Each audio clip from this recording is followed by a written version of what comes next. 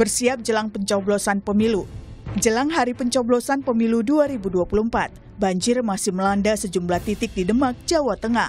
Setidaknya ada 123 TPS di desa Kecamatan Karanganyar, Demak yang masih tergenang banjir. Sejumlah opsi pun direncanakan, mulai dari memindahkan TPS hingga pemilu susulan. Untuk ngecek posisi TPS-TPS yang posisinya memang tidak terdampak banjir secara langsung, posisinya seperti apa. Tadi kami dari Ngaluran, kemudian di situ juga ternyata digunakan untuk posko untuk relokasi warga pengungsian, dan itu ada sekitar 1.500.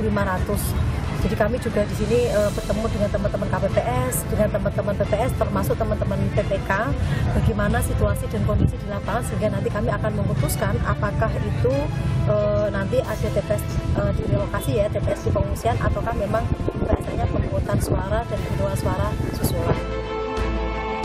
Tak hanya persoalan bencana, kondisi geografis sulit juga menjadi kendala dalam distribusi logistik pemilu. Di Papua Barat, satu unit helikopter Super Puma milik Mabes TNI Angkatan Udara membantu pendistribusian logistik pemilu 2024 ke wilayah terpencil yang berada di Kabupaten Teluk Bintuni, yaitu distrik Moskona Utara dan Moskona Timur. Pengiriman logistik pemilu berupa kotak suara, surat suara, dan perlengkapan TPS dikawal ketat aparat TNI Polri. Jumlah pemilih yang masuk dalam DPT di kedua distrik tersebut berjumlah 1.513. Ya, maksimal 8 dengan logistik pemilu yang dimuat. Selesai Pilpres, selesai pencoblosan, kemudian di distrik masing-masing sudah dihimpun logistik, selesai pleno, nanti untuk bawa ke KPUD di Bintuni, nanti dijemput lagi. Sementara itu persoalan keamanan menjadi fokus di Nusa Tenggara Timur. Setidaknya menurut Bawaslu Kabupaten Belu, ada 11 TPS yang rawan konflik, di mana 3 TPS menjadi daerah rawan politik uang dari calon tertentu, sedangkan 8 TPS sering dijadikan akses masyarakat dari Timor Leste melintas masuk ke Indonesia. Terkait dengan indikator ada di intimidasi dan lain sebagainya, itu ada di wilayah kota, di Dapil 1, itu kita petakan dan itu dilakukan akan menjadi prioritas atau fokus pengawasan khusus. Ya, akan kita koordinasikan dengan pihak Intel dan juga pihak lainnya untuk melakukan menurunkan personil lebih banyak di TPS-TPS yang rawan konflik. Yang kedua, di wilayah-wilayah yang rawan untuk money politik. Di luar distribusi logistik, himbauan untuk tidak golput juga terus digaungkan. Salah satunya oleh Kementerian Agama melalui acara doa bersama lintas agama. Kita kasih nama Pemilo. Ini memang sasarannya adalah pemilih pemula, teman-teman muda, agar besok menggunakan di tanggal 14 menggunakan hak pilihnya untuk memilih presiden dan wakil rakyat sesuai dengan hati nurani mereka. Nah, kita dorong ini agar pemilih-pemilih pemula ini tidak memilih untuk golput atau tidak datang. Hari ini adalah masa tenang terakhir sebelum pencoblosan besok. Tentunya semua berharap pesta demokrasi 5 tahunan ini dapat berjalan lancar dan aman. Tim Liputan, Kompas TV.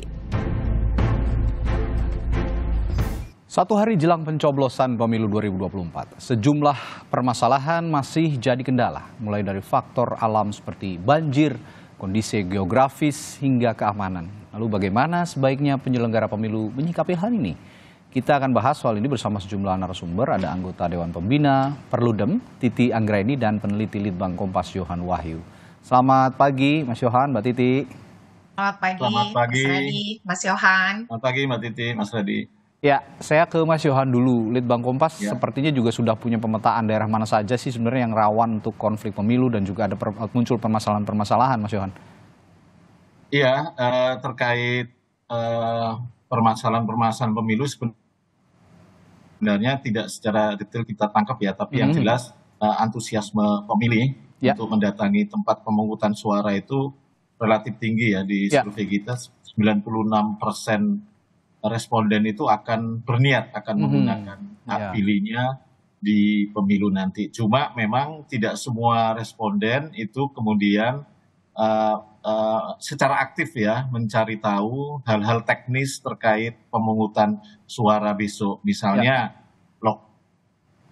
lokasi TPS, yang kedua misalnya surat undangan, yang ketiga justru yang lebih penting itu adalah daftar calon legislatif yang ada di dapil mereka masing-masing. Nah ini antusiasme untuk mencari tahu gitu ya, untuk lebih aktif mencari tahu siapa kandidat yang akan mereka coblos hari Rabu besok itu cenderung rendah. Tapi yang jelas secara umum mereka akan cukup antusias ya akan menggunakan hak pilihnya pada hari Rabu besok. Oke. Itu lebih ke teknis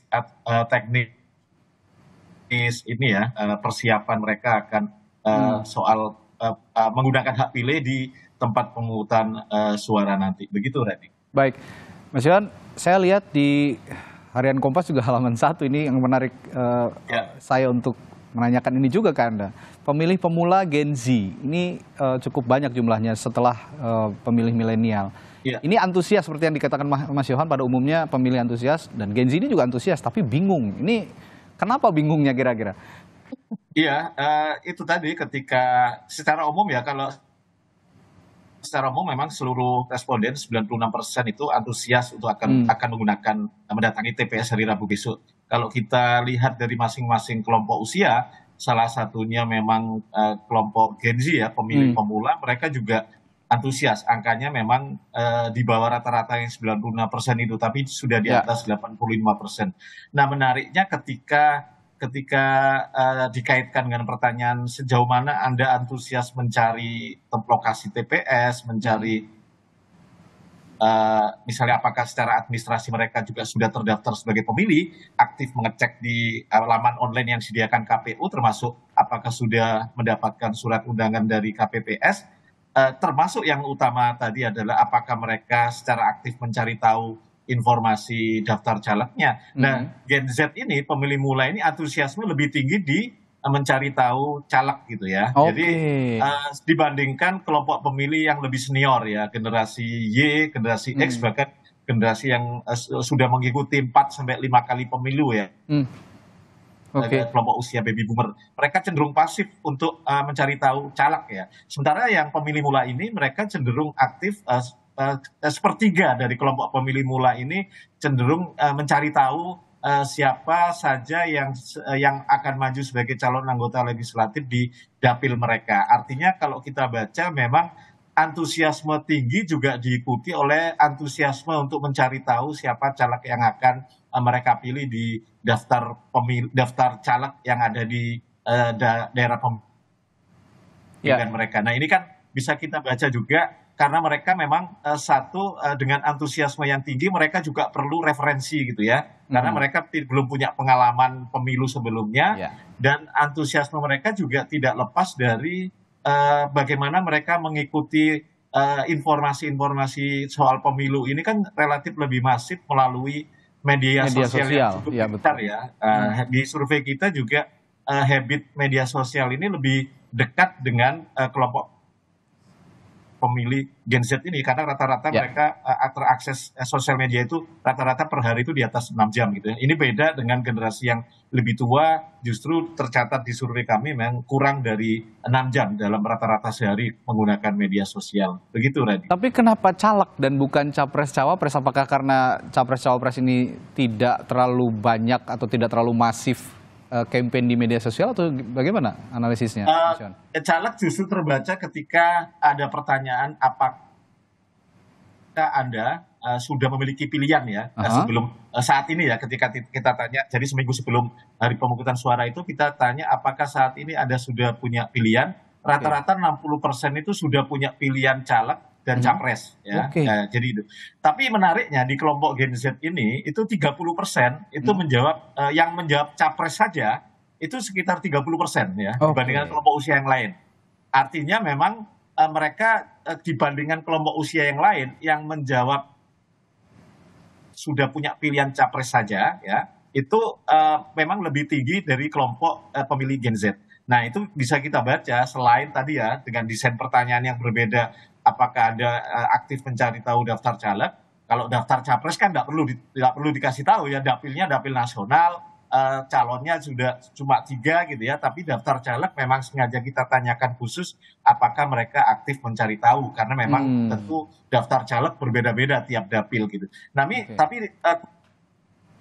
khusus pertanyaan, desain pertanyaan, apakah saat ini Anda sudah punya pilihan? Nah, di kelompok pertanyaan, di pilihan pertanyaan iya, tapi capres saja, itu justru lebih tinggi kita temukan di kelompok pemilih Gen Z dibandingkan kelompok yang lebih senior. Ya, kita baca antusiasme mereka juga dipicu juga oleh keinginan untuk melibatkan diri dalam proses kontestasi memilih calon presiden dan wakil presiden gitu. Nah, ini seharusnya juga Gen Z ini benar-benar difasilitasi oleh penyelenggara pemilu karena antusiasmenya yang tinggi begitu kira-kira. Tapi apakah itu didukung penuh menurut Mbak Titi? Karena mereka juga masih bingung, tampaknya bingung ini kalau saya baca mereka tidak semua terpapar sosialisasi soal pencoblosan dan juga tata cara memilih begitu kira-kira. Apakah bingungnya di situ atau bagaimana analisis Anda, Mbak Titi?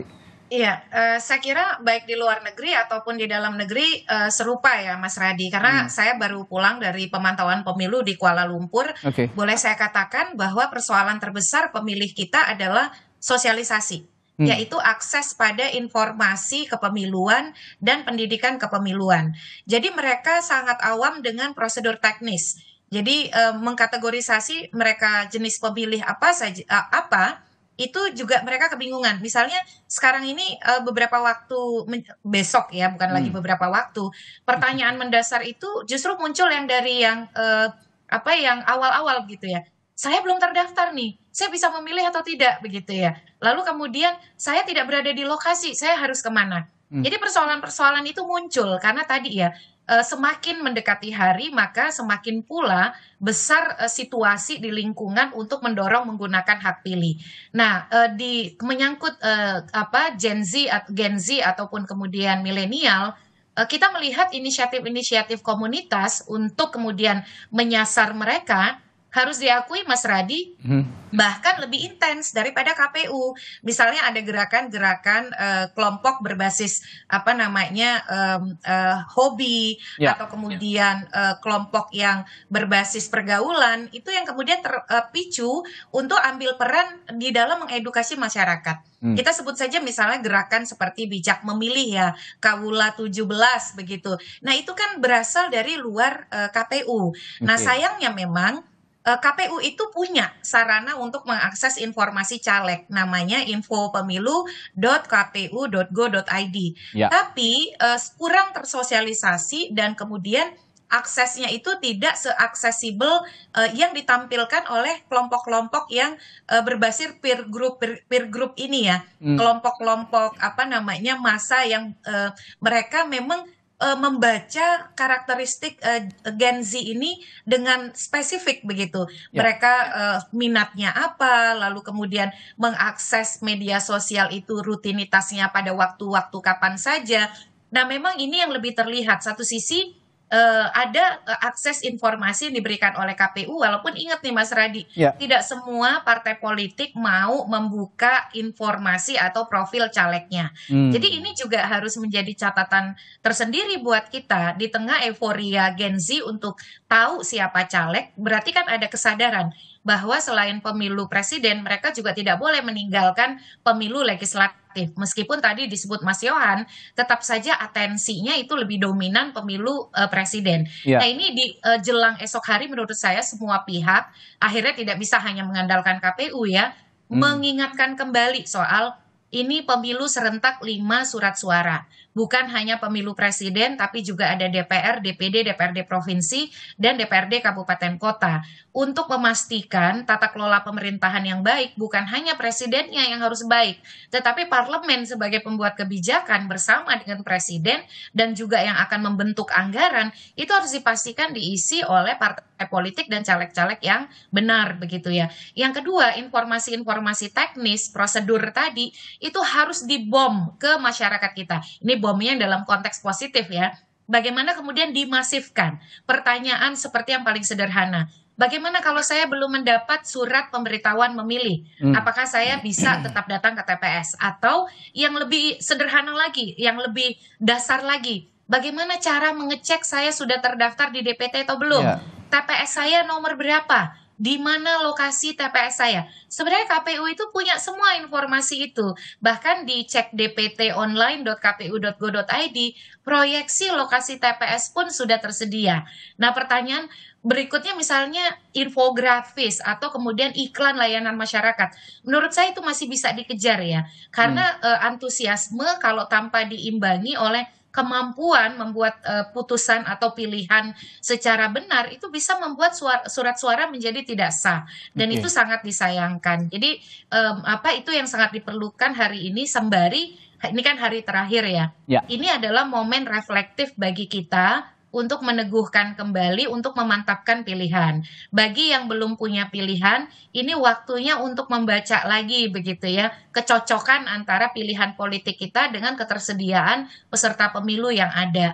Dan besok momennya untuk memberikan suara. Nah, oleh karena itu ketahuilah cara memberikan suara yang sah itu seperti apa begitu. Nah, hal-hal seperti itu menurut saya hari ini dan besok pagi itu harus dibombardir pemilih kita sehingga betul-betul proses di TPS bisa kondusif begitu. Oke. Dan akhir-akhir ini kita diramaikan juga oleh arus-arus informasi yang ya menyuguhkan informasi-informasi yang memaparkan semua kondisi politik termasuk kondisi kandidat baik itu partai politik maupun juga capres-cawapres begitu kira-kira. Saya tidak bisa memisahkan kondisi ini ketika tadi dikatakan Mas Yohan bahwa Gen Z dan milenial itu sangat memiliki akses penuh kepada media sosial. Akhir-akhir ini kita punya informasi salah satunya yang lagi ramai adalah tayangan film Dirty Vote. Ini kalau dikaitkan dengan antusiasme Gen Z itu pasti saya yakin juga ikut menyaksikan film ini. Saya ke Mas Yohan lagi, kalau ada informasi seperti ini, kira-kira antusiasme itu akan goyang atau tidak ya? Ya, kita belum punya survei yang menangkap terkait film itu ya, tapi yang jelas tentu semua asupan informasi yang beredar di media, termasuk di media sosial, itu akan menjadi pertimbangan pemilih ya, baik itu akan bisa saja mempengaruhi apakah pilihannya itu semakin kuat atau semakin lemah gitu ya. Setiap informasi itu akan mempengaruhi persepsi dari siapa yang mengkonsumsi informasi itu. Jadi saya pikir itu akan tetap seperti halnya kita kembalikan ke diri kita ya, ketika kita punya pilihan, ketika masih belum punya pilihan pasti gitu ya, pasti informasi-informasi yang beredar di sekitar kita itu akan mempengaruhi ya, meskipun kita sejak awal sudah misalnya membentengi diri terhadap informasi yang negatif maupun hoax gitu ya, tapi pasti akan mempengaruhi secara psikologis pertimbangan-pertimbangan kita, kalkulasi kita dalam menentukan pilihan gitu ya. Tapi yang jelas semua pemilih kita berharapkan punya otoritas dalam pilihannya, dia dijamin akan menggunakan hak pilihnya baik secara difasilitasi secara baik oleh penyelenggara dan tidak kemudian diintimidasi dalam proses dia memberikan suaranya. Biarkan pemilih itu secara otoritas dan secara mandiri dia menentukan pilihannya dengan baik ya. Ketika dia berangkat dari rumah sampai kemudian di TPS dan kembali ke rumah, dia tidak dipengaruhi oleh pihak-pihak manapun yang merugikan dia sebagai pemilih. Gitu. Ya.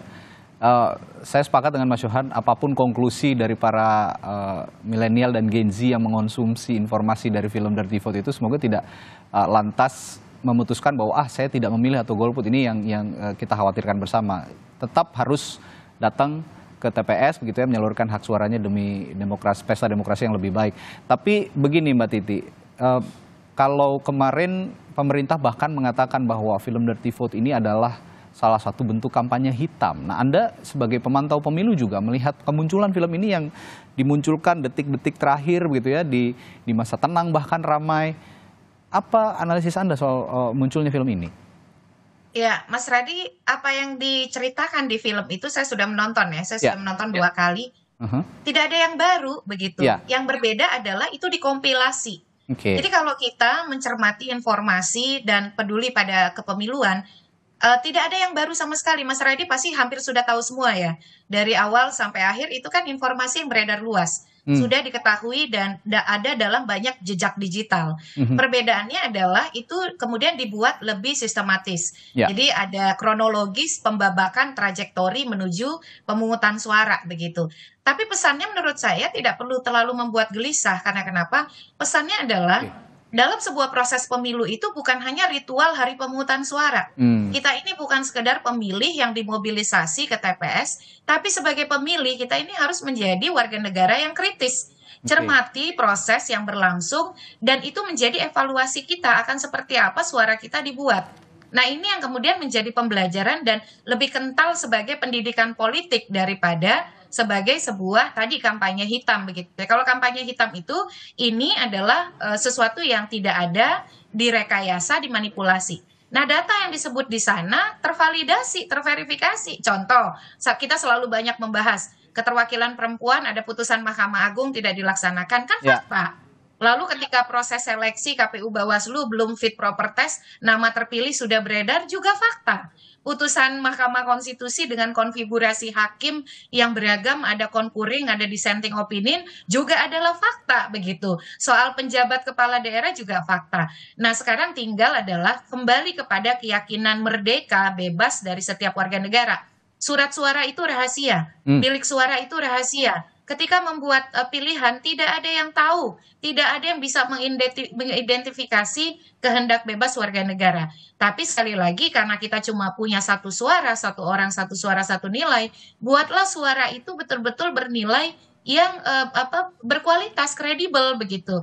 Merupakan artikulasi dari refleksi kita atas seluruh rangkaian proses pemilu dengan kemudian menjatuhkan pilihan yang kita yakini adalah pilihan terbaik untuk Indonesia, baik dari sisi prosesnya ataupun dari sisi rekam jejaknya. Oke, ya, dan nanti saudara setelah jeda, kalau tadi kita sudah membahas apa-apa saja yang bisa diserap begitu ya oleh para pemilih menjelang hari pencoblosan dan persiapan yang mereka lakukan untuk mencoblos besok di TPS, nanti setelah jeda saya akan soroti juga soal logistik. KPU targetkan kalau di Harian Kompas diberitakan di halaman 1, hari ini logistik sampai ke TPS. Katanya klaimnya sudah 99%. Apakah betul demikian kondisinya? Bagaimana dengan kondisi daerah yang letak geografisnya berat? Salah satunya juga di Demak. Ini yang dilanda banjir, pencoblosan juga terancam ditunda katanya di sejumlah TPS. Saya akan tanyakan ini ke Mbak Titi dan juga ke Mas Yohan soal persiapan Litbang Kompas besok yang akan mengawal juga quick count dan juga exit poll nanti akan disuguhkan juga, akan berdampingan dengan Kompas TV selama 48 jam secara langsung menyiarkan Pesta Demokrasi Pemilu 2024. Saya akan tanya persiapannya ini juga ke Mas Yohan. Tetaplah bersama kami di Sapa Indonesia Pagi. Ya, kalau tadi sebelum jeda kita sudah bicara dengan dua narasumber saya, Mbak Titi dan Mas Yohan, soal apa yang harus disikapi pemilih yang mayoritas diisi oleh Gen Z dan generasi milenial menjelang pencoblosan besok. Dan sekarang saya akan tanyakan ke Mbak Titi juga soal logistik. Di Harian Kompas halaman 1 hari ini, KPU targetkan hari ini logistik sampai ke TPS. Ini yang jadi headline Harian Kompas. Dan 99% klaim dari KPU ini logistik pemilu sudah bergerak dari KPU kabupaten kota ke kecamatan. Nah, kalau dari pantauan Anda Mbak Titi dari pemantau pemilu, apakah kondisi ini memang seperti itu atau ada hal-hal lain yang masih belum tersosialisasikan atau terinformasikan perihal logistik ini? Ya, karena orang di rumah saya ada yang jadi KPPS, jadi saya cukup update nih. Iya. Nah, memang hari ini dijadwalkan untuk mempersiapkan pengambilan logistik, surat suara dan lain sebagainya ya, dan nanti akan disimpan di tempat yang aman. Nah, tetapi belum berhenti di sana, walaupun logistik sebagian besar memang sudah tiba dari hasil yang saya coba konsolidasikan informasi di lapangan, meskipun mendapatkan tantangan di sejumlah wilayah yang bentang alamnya sulit begitu ya, termasuk juga harus melalui tantangan geografis. Nah, itu yang kemudian memang menjadi tantangan bagi distribusi logistik. Tetapi Mas Radi, besok itu yang akan dibuktikan. Logistiknya apakah tepat jumlahnya, apakah tepat spesifikasinya, apakah kemudian sesuai dengan yang dibutuhkan. Karena kejadian surat suara kurang, surat suara tertukar, surat suara tidak sesuai spesifikasi, itu kan ketika dibuka oleh KPPS. Nah, pengalaman 2019, surat suara tertukar, surat suara kurang, itulah yang menyebabkan tekanan kerja dan menimbulkan tambahan beban sehingga memicu tingkat kerja dengan stres tinggi. Nah, nampaknya kalau tahun ini ini di 2024 dengan dukungan anggaran yang sangat besar dan juga proses yang relatif didukung oleh berbagai pihak. Dari sisi distribusi kita sudah belajar dari 2019 dan antisipasi sudah mulai dilakukan, tapi tetap harus menunggu besok karena ketepatan dari logistik itu akan dibuka oleh KPPS. Oleh karena itu KPU juga mestinya bisa mengantisipasi kalau ada logistik yang kurang, logistik yang tidak tepat jenis dan kemudian tidak tepat sasaran begitu ya. Selain itu saya kira Mas Radi satu lagi tambahannya soal Sirekap. Okay. Nah, teknologi Sirekap ini kan setiap TPS itu harus ada satu pengguna Android untuk menginstall Sirekap dan kemudian mengupload foto dan digitalisasi hasil ke server Sirekap KPU. Ya. Saya menerima banyak sekali keluhan dari teman-teman KPPS soal server down, lalu kemudian tidak bisa mengakses. Ini yang juga menurut saya harus diantisipasi. Karena kan Sirekap itu sangat bermanfaat ya untuk instrumen transparansi, akuntabilitas, dan partisipasi masyarakat. Kita ingin agar setiap hasil di TPS itu, karena proses walaupun ada quick count yang bisa membantu kita mengawal akuntabilitas hasil di TPS, tetapi kan proses penetapan hasil secara resmi itu dijadwalkan pada 20 Maret 2024. Artinya hampir 35 hari. Dan banyak hal yang bisa terjadi. Kalau Sirekap ini berfungsi baik, itu bisa kemudian menjadi peneguh masyarakat terkait dengan akuntabilitas hasil di TPS. Selain itu masih ada yang menghadapi kendala sulit mengadakan mesin pengganda atau print scanner. Karena kan di setiap TPS itu dialokasikan anggaran untuk menyediakan mesin pengganda atau fotokopi hasil menggunakan print scanner. Nah, ini banyak yang kesulitan untuk mendapatkan, ataupun kalau sudah dapat itu harus dipastikan listriknya tidak terkendala dan termasuk tinta. Karena kan nanti itu akan membantu petugas tidak lagi menyalin manual tetapi langsung digandakan lalu ditandatangani basah dan diberikan salinannya. Itu sangat meringankan dan mengurangi beban petugas. Tapi kalau itu terkendala, nah ini yang bisa menjadi kepanikan tersendiri yang saya kira harus segera diantisipasi, jalan keluarnya harus seperti apa. Oke, itu kondisi yang real begitu ya, yang diberikan informasinya oleh Mbak Titi, yang katanya juga orang rumahnya kebetulan KPPS, jadi tahu betul kondisi terakhir seperti apa. Tapi yang jadi perhatian akhir-akhir ini juga adalah bencana yang terjadi di Demak ini, Mbak Titi. Demak ini terkena banjir sudah beberapa hari tidak surut dan sepertinya terancam ditunda pemilunya atau nanti ikut pemilu susulan di sejumlah TPS. Yang kita lihat dari peristiwa ini, apakah ada efek yang harus diantisipasi dari dugaan atau potensi penundaan pencoblosan ini di Demak, Mbak Titi?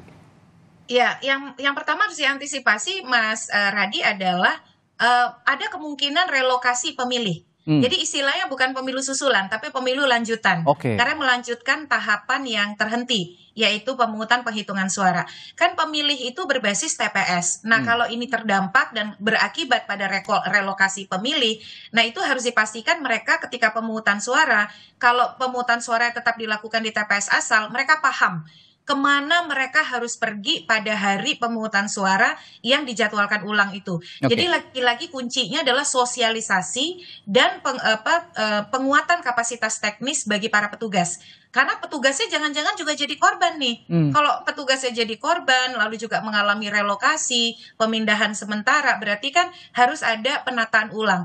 KPU sudah punya crisis management begitu ya. Nah, disinilah crisis management itu harus dipraktikkan untuk memastikan prosedur, tata cara, mekanisme administratif itu tidak terlanggar. Di satu sisi yang lain, sosialisasi menjadi kunci menurut saya, supaya tidak ada kebingungan dan juga mengurangi tingkat keterlibatan atau partisipasi pemilih di pemilu lanjutan yang akan diadakan. Ya, ini yang kita juga harus sama-sama memberikan semangat begitu ya bagi para petugas pemilu, termasuk yang paling menjadi ujung tombak adalah KPPS yang berada di Demak. Meskipun dalam kondisi yang sangat terbatas saat ini terkena bencana banjir, tetap semangat Bapak-bapak dan Ibu-ibu yang menjadi petugas KPPS di Demak sehingga bisa memberikan pelayanan yang terbaik untuk para pemilih bisa menyalurkan hak suaranya di sana. Saya ke Mas Yohan. Mas Yohan, kita besok Kompas TV, Litbang Kompas, Harian Kompas semua bahu-membahu untuk memberikan informasi yang paling akurat kepada masyarakat begitu ya terkait penyelenggaraan pemilu. Termasuk juga Litbang Kompas akan menyelenggarakan quick count dan menyuguhkan informasi exit poll.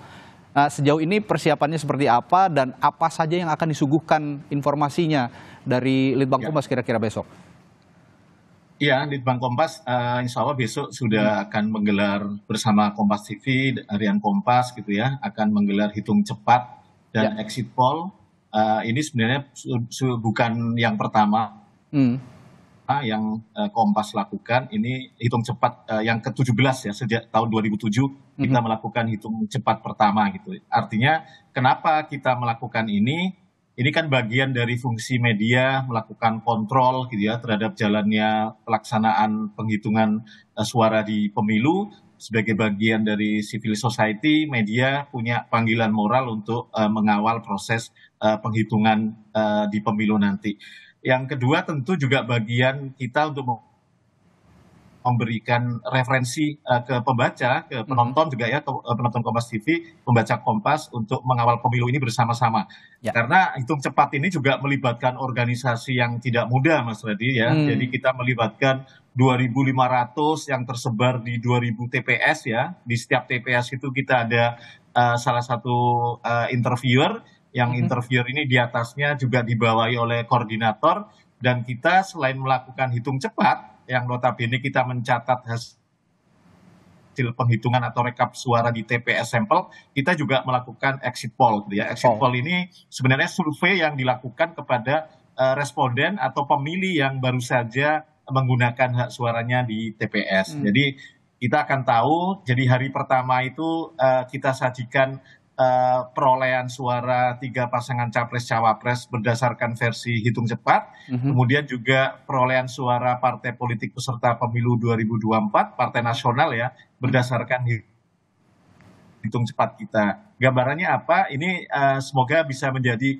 angka istilahnya angka pembanding gitu ya, nanti dari hitungan resmi KPU. Tapi tentu semua hasil pemilu ini yang menjadi hasil resmi akan diumumkan oleh KPU. Hitung cepat ini sebagai bagian kita untuk mengawal proses penghitungan suara, sebagai bagian dari masyarakat civil society. Yang kedua yang perlu kita sajikan mungkin ini nanti adalah di hari kedua ya, tanggal 15 itu adalah hasil survei exit poll gitu Mas Reddy. Jadi kita akan tahu siapa sih pemilihnya partai itu, profilnya seperti apa, siapa profil pemilih dari ketiga pasangan capres-cawapres, itu akan kita kupas di hasil exit poll yang akan kita bahas nanti di hari kedua ya, tanggal Kamis 15 Februari. Mungkin itu gambaran sekilas apa yang akan kita lakukan besok. Harian Kompas bersama Kompas TV dan semua teman-teman yang akan terlibat di dalamnya. Gitu. Termasuk ada persebaran suara pada pemilih kali ini ya, Mas Yohan ya? Nanti juga akan ada tampak di exit poll itu ya? Iya, jadi memang pemilihan sampel TPS itu memang secara proporsional kita lakukan sebagai gambaran dari proporsi pemilih atau DPT pemilu 2024 gitu ya. Begitu. Baik, nah kalau kita simak dari tahun ke tahun, dari pemilu ke pemilu, Litbang Kompas selalu mengawal jalannya pemilu dengan exit poll-nya, dengan quick count-nya. Kalau kita simak begitu ya dari tahun ke tahun, ini memang akurasinya kan paling mendekati lah kalau begitu. Ini yang membuat Litbang Kompas memiliki akurasi yang sangat valid begitu. Apa saja yang ditempuh dalam proses itu? Ada siapa saja? Ada verifikator kah? Ada validator kah? Atau seperti apa?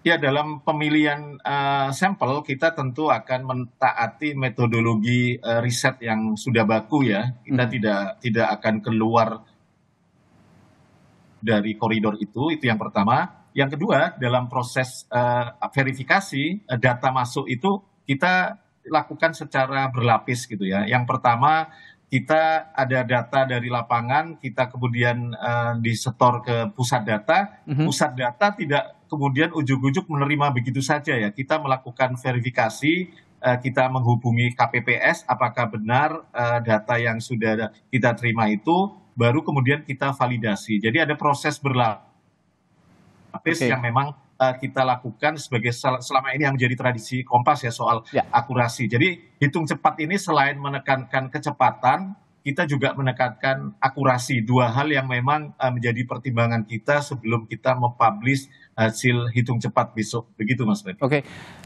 ngomong-ngomong soal letak geografis Indonesia yang cukup berat, apakah Litbang Kompas juga menempatkan petugasnya begitulah bisa dibilang di tempat-tempat yang kondisi geografisnya berat, Mas Yohan? Iya, pertama memang berdasarkan sampel kita tentu ada persebaran sampel yang memang berada di titik-titik secara geografis itu agak sulit gitu ya, berbeda dengan di perkotaan atau mungkin wilayah-wilayah di Jawa, tapi di luar Jawa ada beberapa lokasi TPS sampel yang memang sulit, ya mau nggak mau memang harus kita datangin ya, kita tempuh dengan beberapa strategi, misalnya teman yang bertugas di lapangan di lokasi tersebut dia berangkat lebih dulu gitu ya, sambil memastikan kemudian kondisi TPS cukup layak dan cukup mudah untuk kita sampai di sana. Jadi memang ini bagian dari konsekuensi titik sampel yang sudah kita ambil secara metodologi tadi ya Mas Freddy, otomatis memang harus kita ambil gitu ya. Beberapa wilayah di ujung paling utara Indonesia, di ujung paling timur dan barat dan selatan juga kita dapat itu. Artinya secara proporsi jumlah pemilih memang menjadi pertimbangan, juga secara persebaran wilayah itu juga menjadi pertimbangan kita dalam menempatkan TPS sampel yang terpilih. Begitu. Ya, selain letak geografis dalam konteks kolektivitas data yang dilakukan Litbang Kompas untuk menyuguhkan informasi soal pemilih begitu besok dan juga hasil pemilu kira-kira yang dihadapi biasanya kendalanya apa saja dari tahun ke tahun, Mas Yohan? Iya, tentu selain kendala lapangan ya, geografis, juga kendala berkomunikasi dengan teman-teman KPPS gitu ya. Seringkali kan penerimaannya juga berbeda-beda ya, padahal sebenarnya secara regulasi aktivitas hitung cepat di regulasi kita itu kan bagian dari partisipasi masyarakat yang terbuka luas, undang-undang membuka luas kita untuk melakukan partisipasi. Memang dalam hal teknis kita harus melakukan KPU ya, pendataan, kita mendapatkan Litbang Kompas juga sudah melakukan itu, kita mendapatkan piagam atau sertifikat gitu ya dari KPU sebagai lembaga pelaksana survei, jajak pendapat maupun hitung cepat sebagai bagian kita untuk melakukan aktivitas pemantauan atau partisipasi masyarakat dalam hal hari pemungutan suara. Nah itu kadang-kala di lapangan juga menemukan beberapa penerimaan anggota KPPS yang mungkin berbeda-beda ya derajatnya. Ada yang kemudian cukup mudah sehingga tidak diterima, ada juga melalui proses yang mungkin komunikasinya agak tidak begitu mulus gitu ya, meskipun secara umum penerimaannya ya memang kita sudah diterima ya. Artinya memang kita masuk ke SOP kita sebelum mendatangi lapangan di hari H, kita itu ibarat kata memang melakukan komunikasi terlebih dahulu dengan teman-teman KPPS yang menjadi TPS sampel. Karena tadi ada kepentingan kita melakukan verifikasi itu selain menghubungi tenaga enumerator di lapangan, kita juga menghubungi KPPS di TPS sampel kita untuk melakukan verifikasi data. Begitu, Ren. Baik, kerjasama dengan KPPS berarti juga jadi instrumen penting ya bagi Litbang Kompas untuk menyuguhkan data yang valid, gitu, yang akurat untuk masyarakat. Ya, semangat terus Mas Yohan, teman-teman dan teman-teman Litbang Kompas. Dan terakhir, saya ke Mbak Titi sebagai pemantau pemilu, saya minta pesan terakhir sebelum mereka semua masyarakat kita memilih, terutama dalam konteks daerah-daerah yang memiliki konflik horizontal, yang punya potensi konflik horizontal cukup tinggi. Apa pesan Anda buat mereka sebelum memilih? Iya, pemilu itu seperti slogan KPU ya, sarana integrasi bangsa. Karena kita melakukan penggantian kekuasaan, sirkulasi para elit-elit politik yang akan duduk di jabatan-jabatan publik dengan cara-cara yang bermartabat, cara-cara damai. Pemilu sudah diatur oleh konstitusi kita akan selalu ada setiap 5 tahun sekali. Karena memang itu cara yang sudah kita pilih.